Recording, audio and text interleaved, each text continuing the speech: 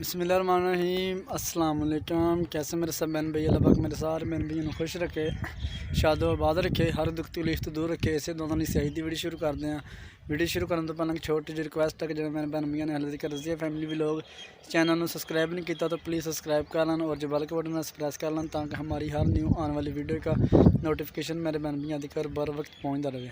तो अच्छा जी, करते हैं जी असी अपनी अज की वीडियो शुरू। अज की वीडियो कुछ इस तरह कि माशाअल्लाह शाद भाई दे आए हुए हैं काम ते, क्योंकि प्लस्तर जरा सी वो शुरू करना सीगा, क्योंकि एक महीने का हम शाद भाई उन्होंने किराया दिता पहली तकरा।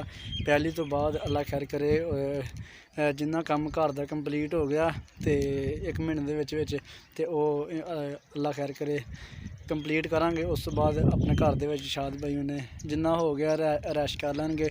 बाकी जिदा जिदा अल्लाह पाक हिम्मत देगा तो उदा अल्लाह खैर करे काम जड़ा होंदा रहेगा।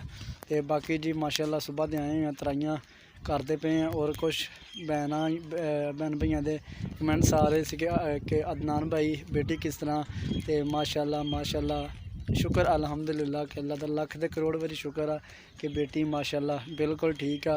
तो सारे बहन भी दुआ करने कि अल्लाह पाक मेरी बेटी को सेहत तंदुरुस्ती देवे, अल्लाह पाक मेरी बेटी को अपने ईमान दे विच रखे। तो काफ़ी ज़्यादा बहन भैया ने कमेंट्स भी आ रहे थे कि बई मुबारक होवे, खैर मुबारक मेरे वीरां दा भैनां दा बजुर्गां दा। अल्लाह पाक सब बहन भैया सेहत तंदुरुस्ती देवे, अल्लाह पाक सब बहन भैया अपने हिफ्ज़ो ईमान दे विच रखे। तो बाकी पता नहीं कि साड़ी भैन है या भरा उन्होंने कमेंट्स आया कि अदनान भाई अम्मी को बोलना कि चलती मशीन दे विच हाथ नहीं डालना चाहिए। तो बहुत बहुत ज़्यादा शुक्रिया। तो अल्लाह पाक मेरा भैन आ या मेरा वीर आ उन्होंने सेहत तंदुरुस्ती देवे, अल्लाह पाक अपने हिफ्ज़ो ईमान दे विच रखे।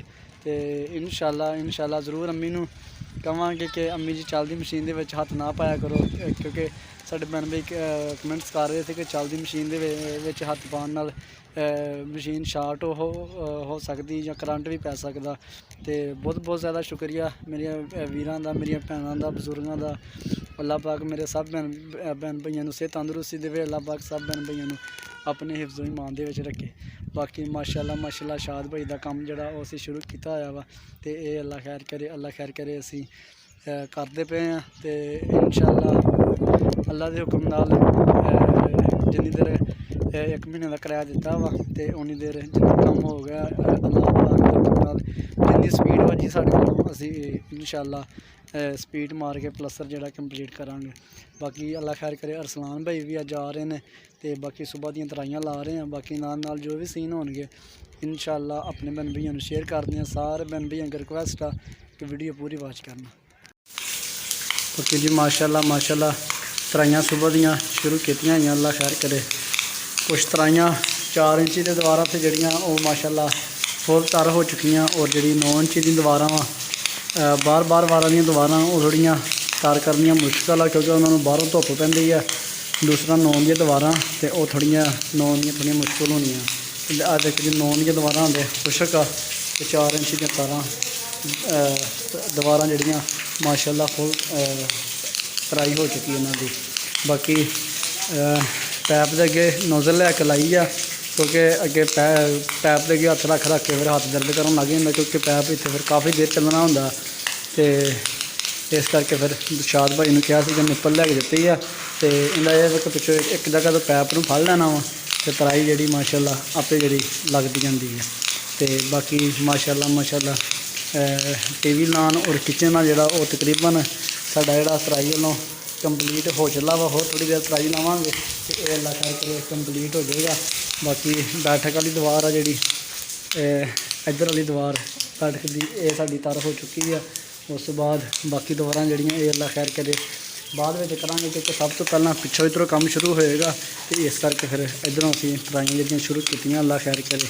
तो बाकी पिछले कमरे च तराई करदा आया वा 4 इंची दी कन्ना तारा वा और जी 9 इंच दियां वो जड़ियां हले पानी ज़्यादा लगेगा उन्होंने, क्योंकि एक कंध दीवारा 9 इंची दियां, दूसरा इन्होंने शायद बाहरों धुप्प पैंदी है तो इस करके जल्दी खुश्क हो जांदियां।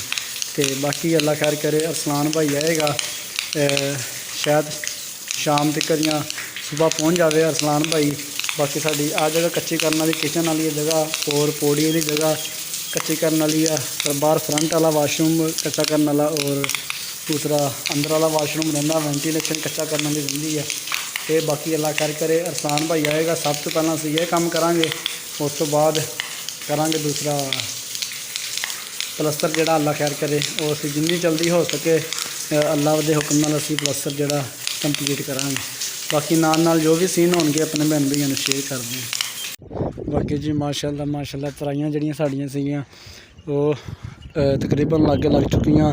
उस बाद माशाअल्लाह सूरज गरूब हो चलिया ते बेटी नूं भी लै गई सी हॉस्पिटल ते डॉक्टरां ने दस्सिया सीगा कि अज जदों बिल्कुल ऐन मध्यम सूरज मध्यम हो जाए तो उस टाइम दूसरा सुबह सुबह उठदे सार जो सूरज निकले उदों भी बेटी नूं छुआवां दवानियां, क्योंकि यरकान दस्सिया सीगा जो कहंदे सी छोटी बच्ची है तो अक्सर हुंदा कई बच्चियां नूं ते सुबह जो सूरज निकलदा उदों भी सूरज दी छुआवां दवानियां और शाम नूं जदों बिल्कुल इन्नी हल्की जी धुप्प होवे ते शाम टाइम फिर सूरज दी छुआवां दवानियां ताकि बेटी जिहड़ी है ना